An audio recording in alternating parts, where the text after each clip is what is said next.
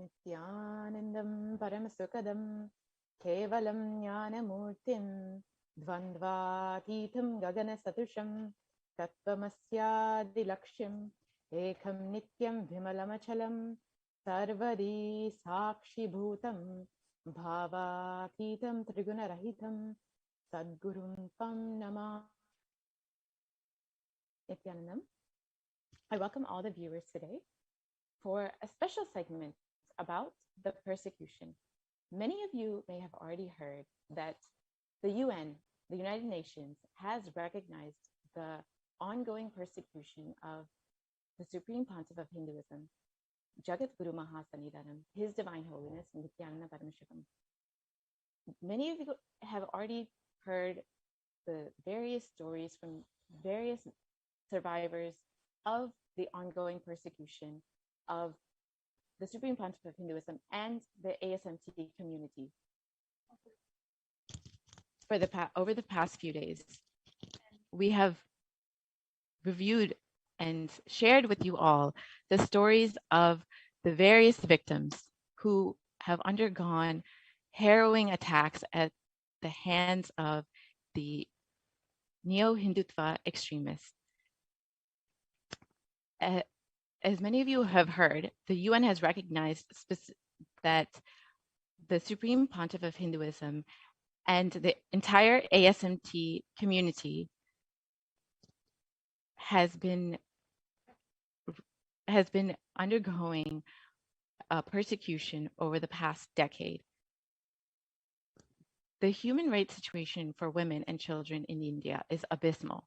Despite tremendous public outcry against crimes against women and children, such as rape, sexual violence, gender-based harassment, and female infanticide happening unabated in India, the state of the Republic of India has been either unwilling or unable to curtail these crimes.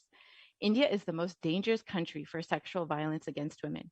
According to the Thomson Reuters Foundation, a 2018 survey,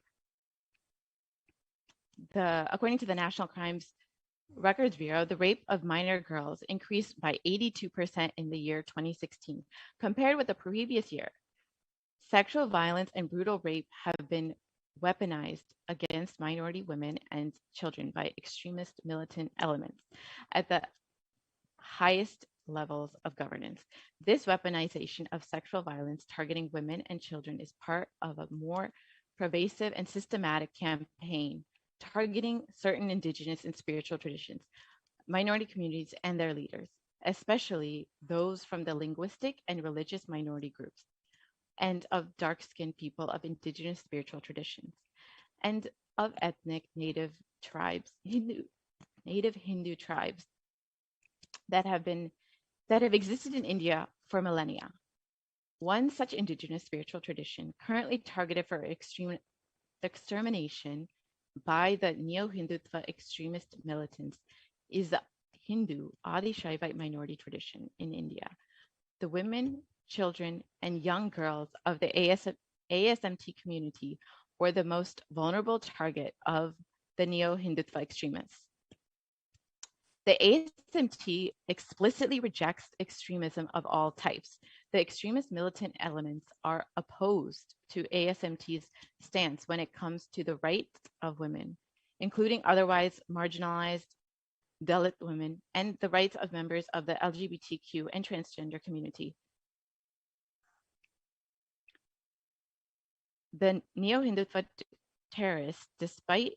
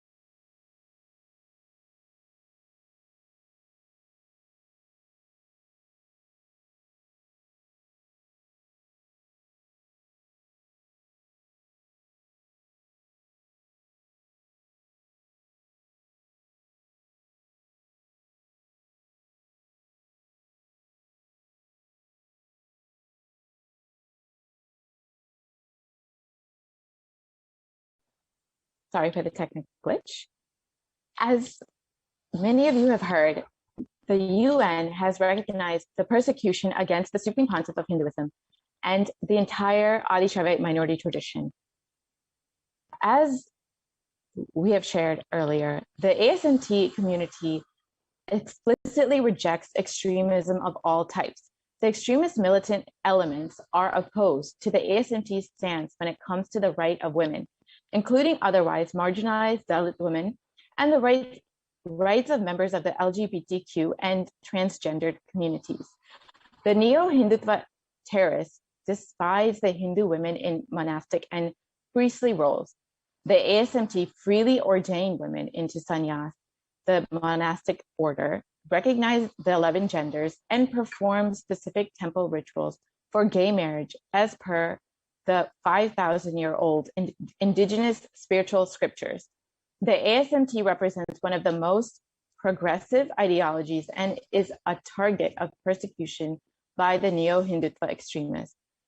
These are many of the reasons why the Adi Shaivite minority tradition has been targeted throughout for several decades for a target for persecution, and specifically the Supreme Pontiff of Hinduism, who has been reviving all of these traditions, who has been empowering women, who has been empowering female sannyasis, who has been empowering female sannyasis to be in the role of priests, to be in the role of Rudrakanyas, to take care of temple administration. And these are the different reasons that the neo-Hindutva extremists have been targeting the Supreme Pontiff of Hinduism and the entire ASMT community, and what the ASMT community stands for. As you may know, in the ancient Hindu tradition, some young girls who cognize themselves as the manifestation of the Divine Mother choose to never marry any human and dedicate themselves to the administration of the Hindu temples and worship the deity or god of the temple. There were many such monastic traditions, such as the Rudrakanyas, the daughters of Lord Rudra, and the Devadasis. Today, we have one such member of the ASMT female monastic order, Ma Nyanatma Swami, who is joining us to share her story of brutal sexual violence against her and other female monastic members. Many of you have known Ma Nyanatma Swami as the face of NTV, as the face of many programs, as a program coordinator, but few know the harrowing details of her sexual assault. Today, I invite Ma Nyanatma Swami to join us and share about her experience as a victim of the neo-Hindutva extremists. Welcome, Ma Nyanatma Swami.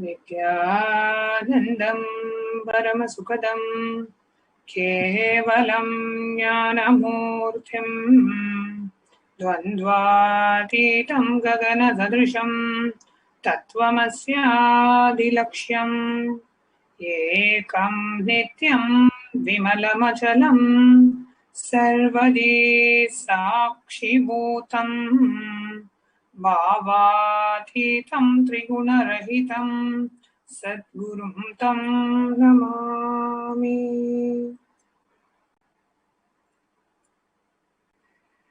Nithyanandam. I welcome all the Nithyanandamma. I welcome all the viewers who are watching us and joining us today, watching us on the YouTube Live, Facebook Live, and on the two video conferencing.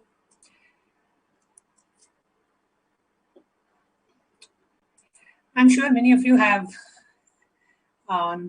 very familiar with my face or seen me in various programs, and you may be very familiar with me. But today, what I'm here to share is not something that I have shared publicly. It's not something that I have shared openly.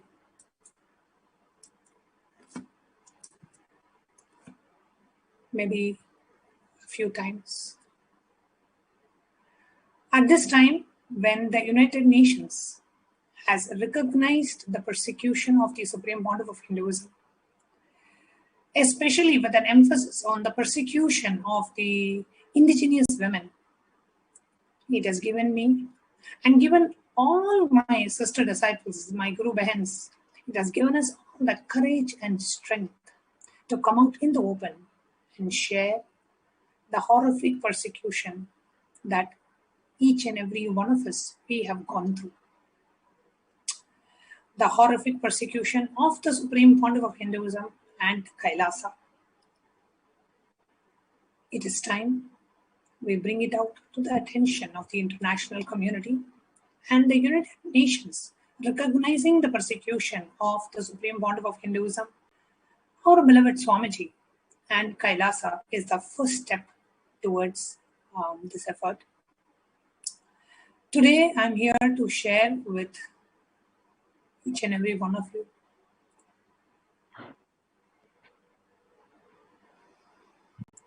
one of the horrific, brutal incidents which made me a victim, which made me realize the enormity of the persecution, which made me realize the real face of the neo-Hindutva militant gang.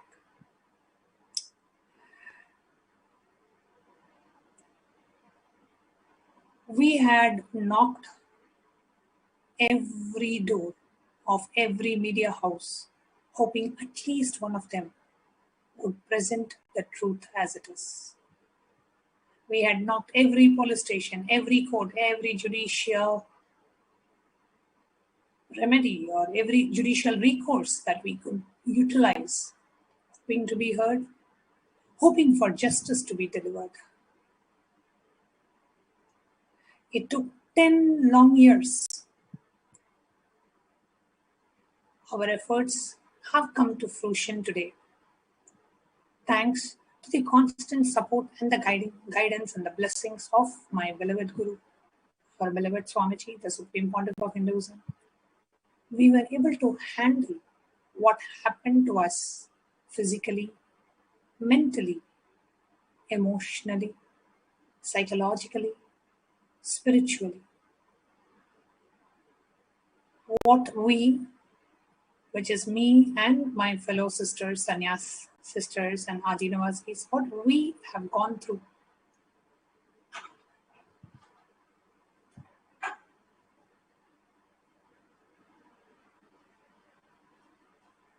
It is time that we share it with the world.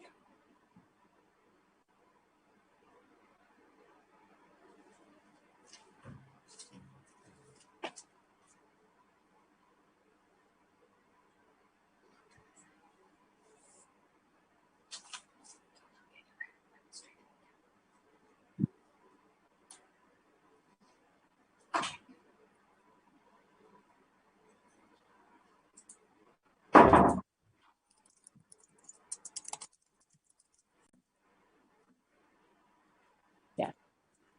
So, Ma Nyapinswami, can you share specifically about what you have experienced throughout the past 10 years, and specifically in the year 2012, when you faced your attack by the Neo-Hindutva gang?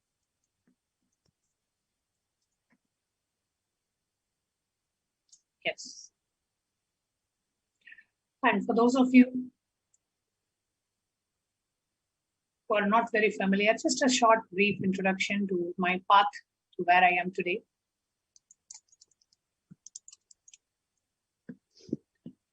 I'm originally from southern part of India, from Chennai, and born in a very traditional Hindu family. I did my schooling in India, and I did my bachelor's of computer science in Sph Nithyananda, one of the esteemed institutions in India. Following that, I did my master's in computer science in the United States in the North Carolina State University. And after that, I worked at Microsoft Corporation, which was my dream company to work for. So I was working there as a software engineer, which is where I was blessed to be known, to be told about the supreme quantum of Hinduism. I started watching some of the satsangs and discourses, like I'm sure most of us who are so attracted to the Swamiji's teachings on YouTube. That's how I started. And my journey continued, and I used to volunteer at the temple in Seattle, Swamiji's temple in Seattle. I used to volunteer there. And then in the year 2009, around the year June 2009, I came for my Inner Awakening program, which was a life changer for me. And it was in the Inner Awakening program, Swami revealed to me the true purpose of my life, which was to be a sannyasi of the Nithyananda. It was an awakening for me, just that to know that this is the purpose for which I was born, and nothing else could fulfill me. Even though I had the best job and the best pay and the best life in America, and everything was there, but there was nothing to do because it was not my path. And once Swamiji revealed the purpose of my life was to be a sannyasi of Nithyananda, I just knew this was it. This was what I was looking for all my life. So I went to the US around September 2009. I resigned my job, and I came and joined University in the year of November 2009, and I was initiated into the path of sannyas. And in March 2013, I was initiated into the Purna Sannyas, which is the ultimate and the final state of sannyas.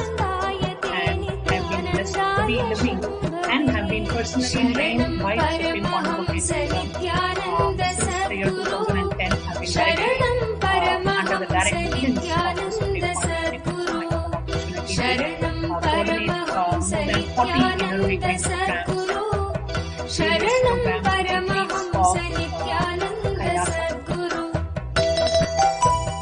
And over the last 10 years, I've also been a part of just witnessed the amount of persecution that my beloved Guru Swamiji had to go through. And the attack on Swamiji is not just the attack on him, it is an attack on Hinduism. It is an attack on Swamiji because he is protecting Sanatana Hindu Dharma. And in that process, the neo Hindutva militant gang not just targeted the Supreme Pontiff of Hinduism, but targeted the whole Adi Shaivite minority tradition, the whole community they targeted. And they aimed for a cultural genocide of this entire community. The entire race of Adi Shaivite minority tradition was attacked, and specifically focusing on the vulnerable sections of the society, which is the women and children. And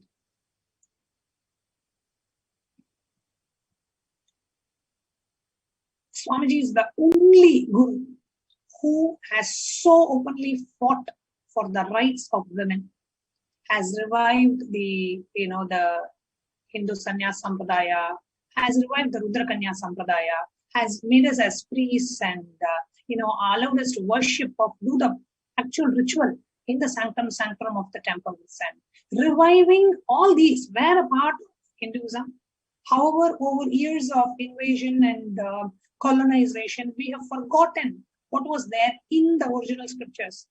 And the Supreme Pontiff of Hinduism is reviving the most ancient tradition of Hinduism, which happens to be a progressive tradition by itself.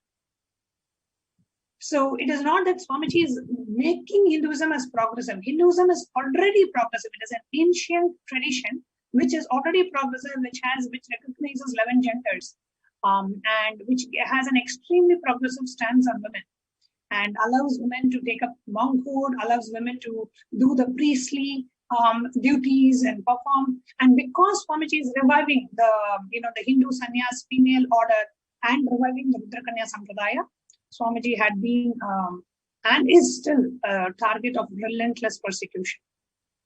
And one of the ways the persecution actually came about is, by slapping, especially if it is a Hindu religious leader, slapping, false rape charges on the leader. And that's exactly the same strategy which they are using for many other spiritual leaders. They did it for Swamiji as well. So in the year 2012, just fast forwarding it to the year 2012, there was an enormous success that we had in the United States, where the United States, the court of the United States, had exonerated the Supreme Pontiff of Hinduism.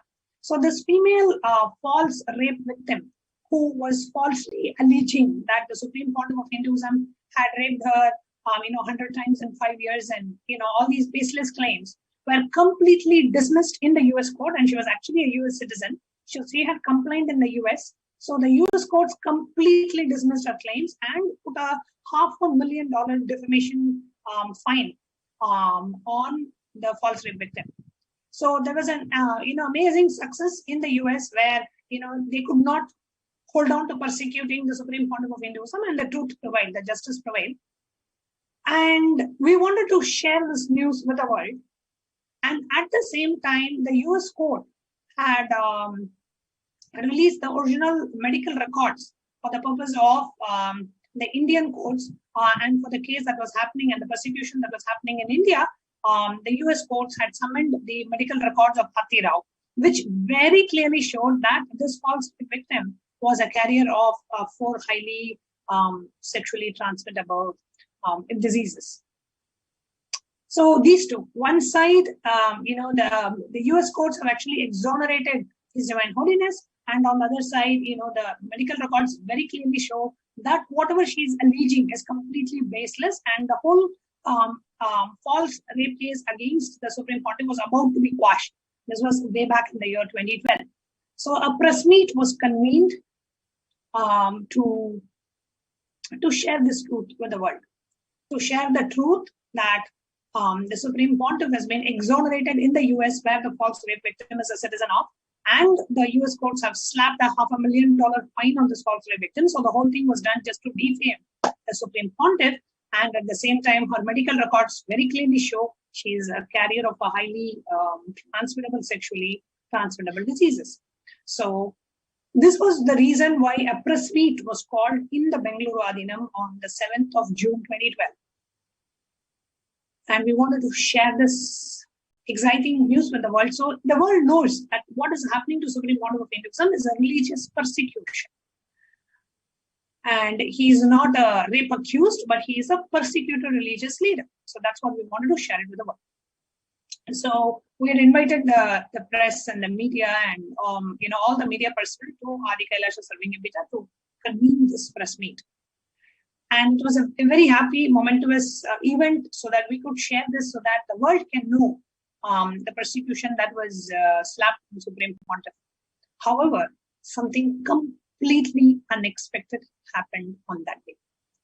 So what really happened on the 7th of June 2012, when a press meet was called to share this news, I wanted to play a video clip which shows what really happened. Second illegal detainment of His Divine Holiness Paramahamsa Nithyananda. Why the press meet was called? It was the day when the US court had finally ordered the University of Michigan Hospital to send the medical records of false rape accuser R.T. Rao to the Indian police through the Indian courts.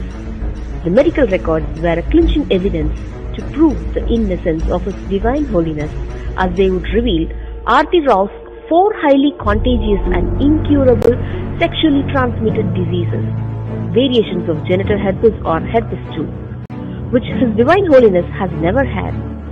She claimed over 40 instances of rape where the disease is so contagious that it spreads even through saliva to the partner. As His Divine Holiness never had any such disease, it directly proved his innocence. To share this information, a press meet was convened at the Bengaluru Adhinam that very day. Suvarna Television, media mafia, occupied the first row with a planned multi-level agenda. The press conference started. His Divine Holiness himself started answering the questions from the press, producing necessary documents. As he was answering, Ajit from Suvarna Television started advancing towards him with a suspicious-looking package. Sensing danger to his life, the disciples of His Divine Holiness moved swiftly and stopped Ajit right on time. Ajit and his henchmen started a ruckus and kept trying to push the package and throw it at His Divine Holiness. Sensing danger, the sannyasis did not allow anybody to go near him. Ajit grabbed female monks to incite anger from the monks. Ajit then recorded their facial reactions and used it as a justification to get His Divine Holiness and his female monks arrested. Meanwhile, the other media men started filming. Not that they were going to report the persecution, they were only gaining footage to flash with their own lies as narration. Seeing the danger, assistants of His Divine Holiness took him through a different door and exited the hall, and they were able to save him. Finally, the disciples seized the package and handed it over to one of the secretaries of His Divine Holiness, Sri Nithyananda Pujananda Swami. Sri Nithyananda Pujananda Swami went to his office with the package. No sooner did he open the cover, the letter bomb exploded on him. A white dust spread all over. Not able to understand what it was and feeling dizzy, Sri Nithyananda Pujananda Swami drank some water and fainted. Answering to the questions, one reporter called Ajit from Suvarna News Channel, having a suspicious object in his hand, and he was marching towards His Divine Holiness. He tried to throw that packet towards Swamiji. When he was stopped, as was expected, he created ruckus in that place. I intercepted that packet in my left hand. I was surprised to see that it had anthrax. The moment I opened, I became a victim of that anthrax. In a day or two, I saw my body suddenly develop the skin problems all around the body. The pimps started happening and the color of the body changed. I started feeling nausea and vomiting sensation. My stomach did not get well. It was almost like the whole body was in a kind of devastation. I was gasping for breath, not able to take proper breath. The doctor understood that it is a biological weapon and told me if next few days I would not have been treated, I would have died. This anthrax paper bomb is still existing on my body now also. The whole body skin is a problem for me. Ever since that attack, my stomach and my eating has not been proper. My breathing system is not completely synchronized after that attack on me. That's how these people used silent way this anthrax paper bomb to kill His Divine Holiness. On the same day evening, Karnataka Navanirmana Sena returned as a larger group of 50 armed militants. Suvarna Channel sent its OB van to attack and live capture the criminal atrocities and to stage it as a persisting law and order situation around His Divine Holiness. The militants quickly climbed over the gates and landed inside, fully armed with dreaded weapons like chains, knuckles, rods and guns. The extreme violence, bloodshed and live attacks all done to hunt down and assassinate His Divine Holiness. They mercilessly chased and gang attacked each weaponless sannyasi. They inflicted fear, near fatal blows with iron rods and smashed huge stones on their heads while repeatedly shouting, "Get out of Karnataka or else we will kill you." They made obscene gestures by removing their own clothes. They ran after female monks, sexually assaulted them, touching them, robbing them, dragging them by their hair and tearing their saffron saris. They threw petrol bombs as they kept advancing inside the monastery. One of the bombs fell on the library, which housed books and ancient non-reproducible palm leaf manuscripts. Chief Administrator Sri Nithyananda Prabhananda was at the gate when the assassins entered. 4 of them knocked him to ground and jumped on him. Each one grabbed either one of his hand and a leg. The 5th person smashed a heavy stone on his head. His head broke with a 3 centimeter deep cut till his bone. Blood streamed down his face and body profusely. The media sadistically streamlined the ghastly scene. The assassins even obstructed his ambulance, delaying the emergency medical attention. He was rushed to the emergency ward of the hospital, where he underwent a life-saving head surgery with 33 stitches administered. He was in the ICU, and it took him a few months for a complete recovery. His wife and young son were completely devastated at the near-death survival.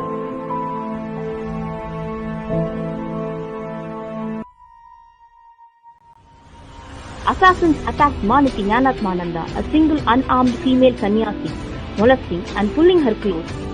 The attack is a haunting and traumatic experience for her till date. She suffered multiple injuries during the attack. A Karnataka Navanirmana Sena militant tears the saffron robes of a monk and attacks him.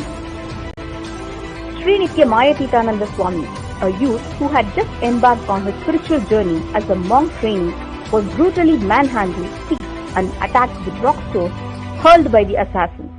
The camera he was holding was smashed.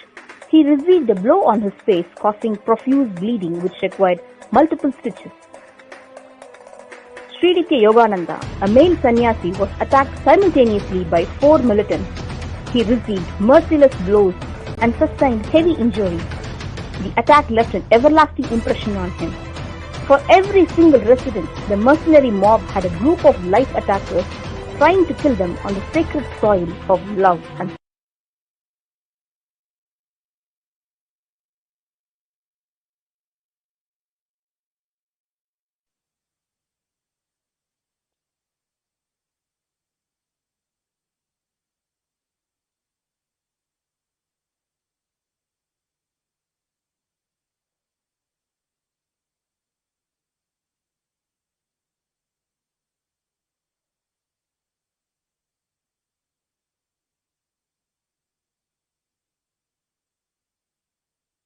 Yes, Ma. As the viewers have seen, this brutal attack that you and your fellow sannyasis have faced, you, Ma Nyanapaswami, specifically were targeted by 4 different men who were clearly surrounding you and attacking you. Can you explain a little bit more in detail about what exactly happened that day? No summons you have received. No, he has filed a case against you and you are not receiving. I do not know. No, I am not upstanding. I am not going anywhere. Any case, any someone comes to me, I am the day of 7th of June 2012.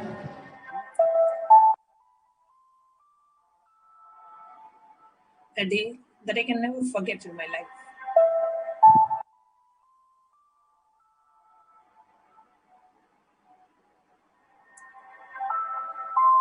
After the morning press meet, suddenly it was around evening, like maybe somewhere around 4 to 5-ish. between 4 to 6. We heard some noises at the gate. I was in the monastery at that time, so I ran to the gate along with a few other Adinavasis. I used to be in the welcome center at that time. So I just rushed and ran to the gate. And I could see that the Neo-Hindutva, the militant gang, had barged into the monastery. And because just seeing their eyes literally blazing with anger and so much of violence, the way they even like jumped over the gates, and they were having like chains and revolvers and whatnot, seeing them, the actual security, we had security around the campus, that security got scared and they ran away. So there was no security of the Adina. And these people are, just breaking the door open and trying to jump. So we rushed to the main gate. And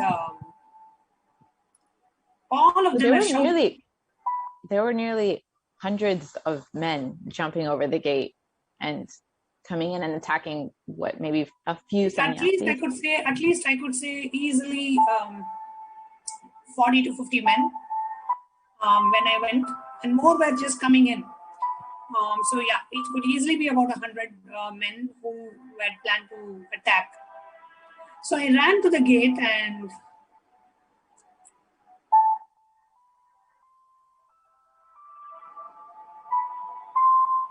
I saw one of the male monks and male Adinavasi was getting hit, like very badly beaten. So I rushed to save him, or rush to protect him. As I went behind, here you can see like the 4 men just completely cornered me. And one person like pulled my sari, and the other person like tore my blouse, and the other person one of them were coming so close. I mean, I could just see them like, predators who are like hungry for their prey, just like that, just that way, like so much of anger and violence. And, I was in a state of deep shock. Yeah. So then, Ma, can you share exactly how they attacked you and what exactly the details of what you went through that day?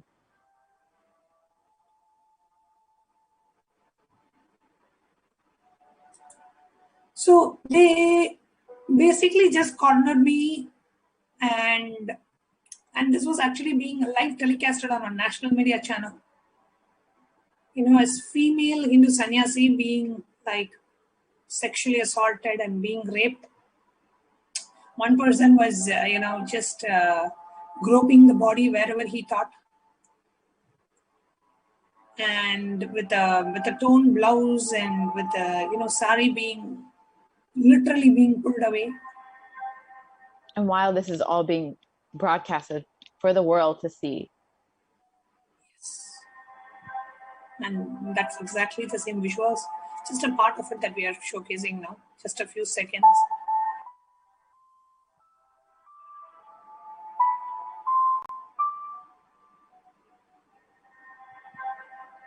So rather than helping you, rather than trying to save you from this attack, these media men were filming this brutal sexual assault for the world to see, for your family, your friends, your fellow sannyasis to witness this horrific attack against you.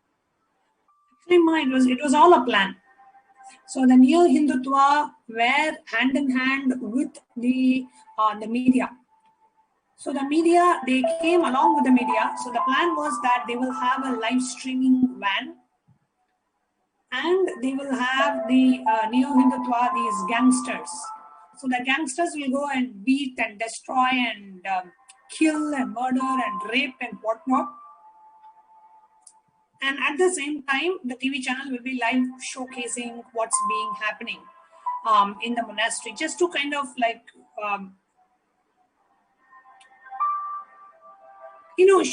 see, a female sannyasi, so far in our tradition, women are respected as divine.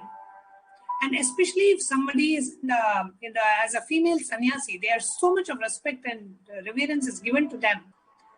And it can happen only in this anti-Hindu empowered ecosystem, where everything in the ecosystem is inherently anti-Hindu, whether it is a police or media or the judiciary, wherever you go. So there's really nowhere that is safe where you can actually share your story, get justice for the brutal attacks that both you, your sister monks, and of course the Supreme Pontiff of Hinduism have faced.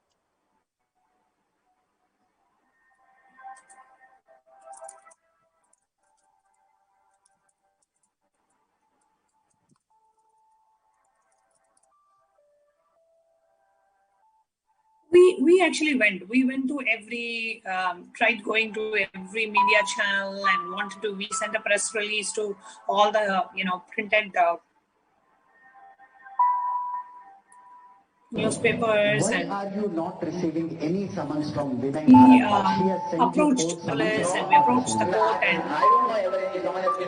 I remember we tried everything possible, like human rights associations. We tried, and we are still trying. No, he has filed a And case it is against at that juncture the United Nations has come out in the open, has recognized the persecution that Supreme Court of Hinduism has found. I, Ajit, issuing you are summoned on Vinay Bhargava. What are you doing here? So after this brutal attack, what exactly happened? What were the events that preceded this attack? The attack was a little concern. The impact that it left on me. I was traumatized.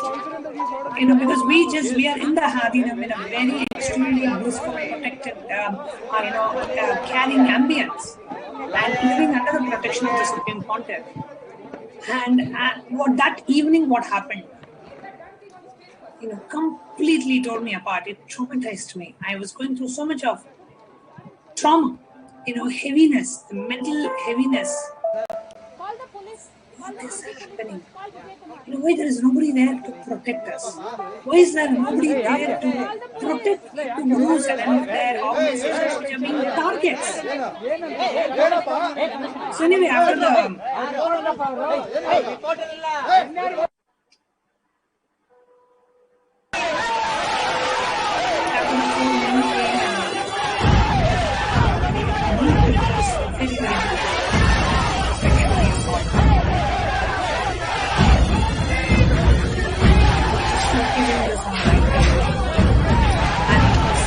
I became so shocked with what was going on, and I was just lying down on the floor, like on the road, like in the mud. I was just lying down there. After about maybe 15-20 minutes or 30 minutes, the Near Hindutva gang, the militant gang, could not achieve what they came for. They basically wanted to find out the location of the residence of the Supreme Pontiff, and they wanted to assassinate Swamiji, and they were very, very vocal about it. They very clearly said this is what we want to do, and they couldn't find. So they started beating us and blackmailing us to see if they could get that information from us, which they did.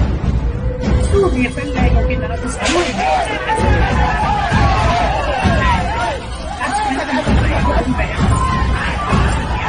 Monastic sisters, they came rushing to me.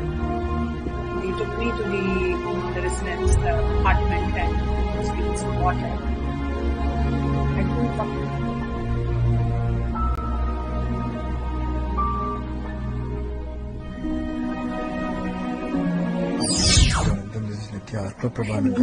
This happened. One question: why does this have to happen to Swamiji? By the few rowdy elements somebody who's preaching came to bliss ashram and oneness and Advaita on 7th and evening following the path around 6 o'clock. while These rowdy elements where was this happening? climbed up our main Swamiji gate and all of this. and came inside.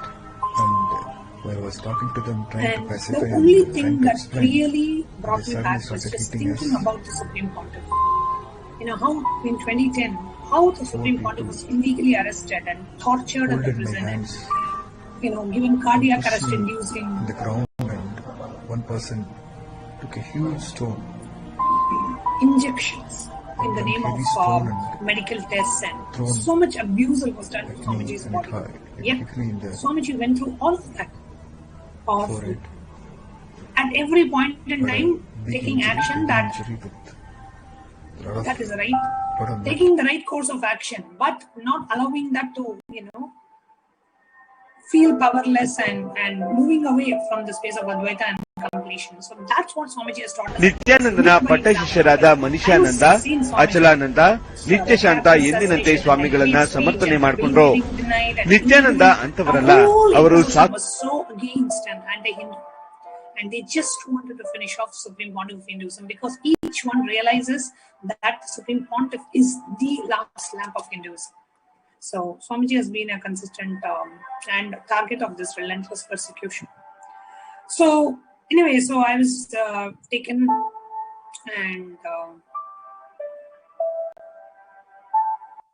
So when after facing such a brutal attack, after seeing not just yourself but your fellow sister sannyasis, brother sannyasis facing this attack, of course Swamiji, the Supreme Pontiff of Hinduism, facing this attack, what is that made you decide to continue this life? If someone would normally feel that they would be in fear for their life to continue living this lifestyle, and continue when there's constant threat, constant persecution, constant attack, what is it that kept you going? And what is it that gave you the courage to come and speak out today? Swamiji. Because I have, I joined the monastery just a few months before the persecution broke out in the year 2010. And I have seen Swamiji, teach the signs of completion.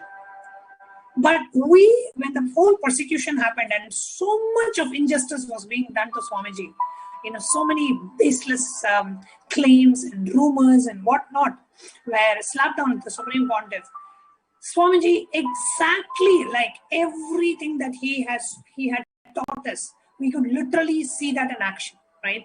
Every moment operating only from the space of powerfulness and never getting powerless, and always knowing what to do next and keeping yourself calm and composed. And most importantly, see, one of the other strategies these new Hindutva use is to instigate you to do something criminal, right? First of all, you would not have done anything.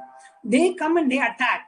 And when you respond in a fit of anger or when you respond impulsively, then immediately they, trap you by filing a false complaint of a criminal complaint against you. This is their strategy.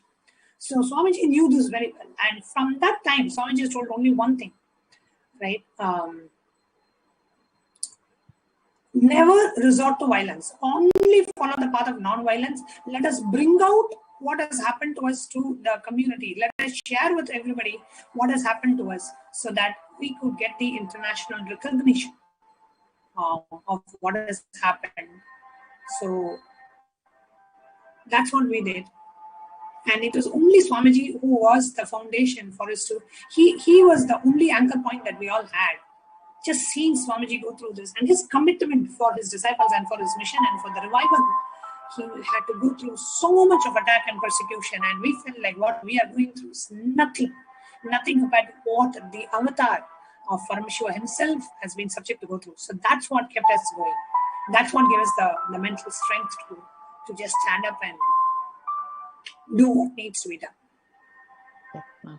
As you said, what you faced is just one tiny aspect of what the entire ASMT community, all the females, and specifically the Supreme Pontiff of Hinduism has been undergoing, solely taking the brunt of this entire persecution and ongoing for the past 10 years without ever reacting with any sort of violence or any sort of anger, but just continuously enriching and sharing the story of what the ASMT community, what Kailasa, what the Supreme Pontiff of Hinduism has undergone.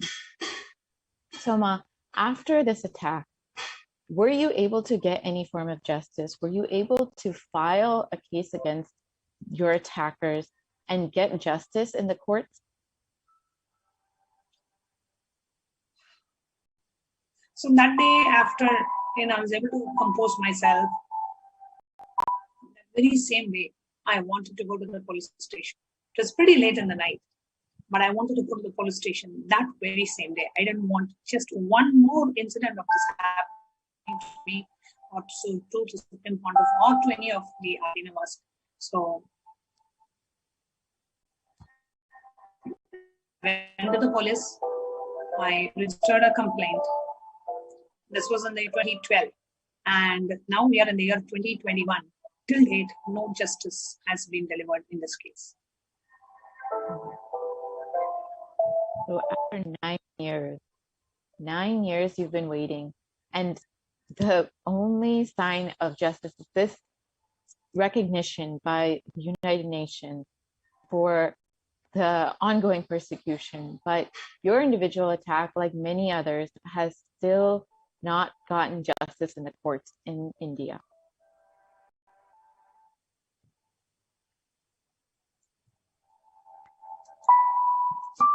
Sorry, I couldn't hear your last sentence. Can you please repeat? I was just repeating that even despite the UN recognizing this ongoing persecution against the Supreme Pontiff of Hinduism and Kailasa, the US courts have still not given justice to you or any of your fellow sannyasis or the Supreme Pontiff of Hinduism. We are not even expecting justice, man. Now it's gone beyond the point. We know very clearly that whether it is judiciary or whether it is government or whether it is media or the whole thing in India, we call it a media trial, because it is the media which directs and determines the flow of even the judicial matters. If any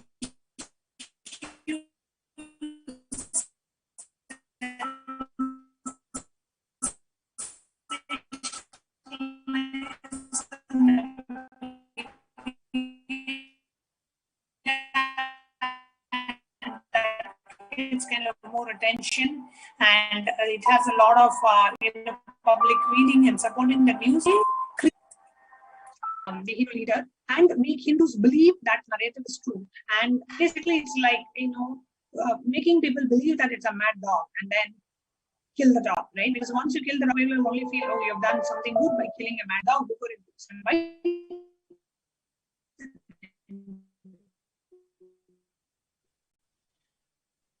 That's exactly the strategy that they do. Baseless allegations. They create just to somehow bring the attention on the Supreme Pontiff of Hinduism and his followers, and then launch this huge attack and persecution, so that when there is a Supreme Pontiff of Hinduism or his disciples are in the prison, there would not be. Public is already convinced that there are a lot of controversies associated with this specific spiritual leader, and that's what the New Hindutva militants have been very successful in, making the Hindus believe their convoluted and wrong narratives and rumors. Yes, ma'am. And now that we have gotten UN recognition, has it helped in your healing process? It helped in your feeling that your attack has not been that you've been silenced after your attack, that your story has been unheard, like the thousands of other women and children in the Adi Shaiva minority tradition?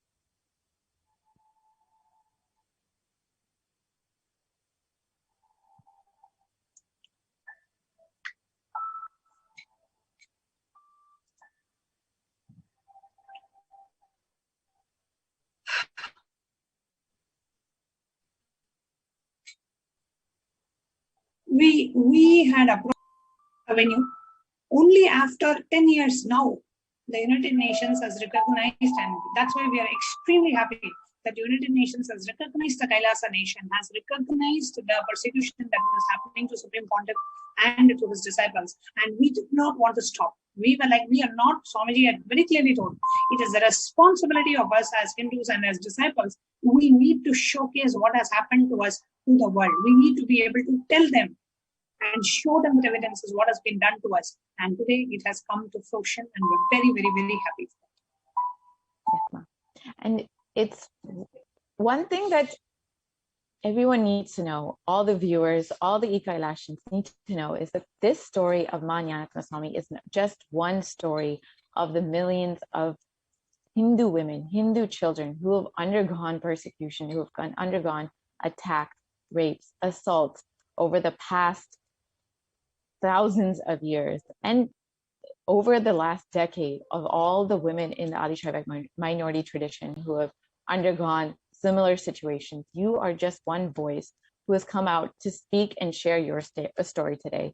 Thank you so much, Ma, for sharing your story and making the viewers aware of what all you and your sister disciples and the Supreme Pontiff of Hinduism have undergone over the past decade.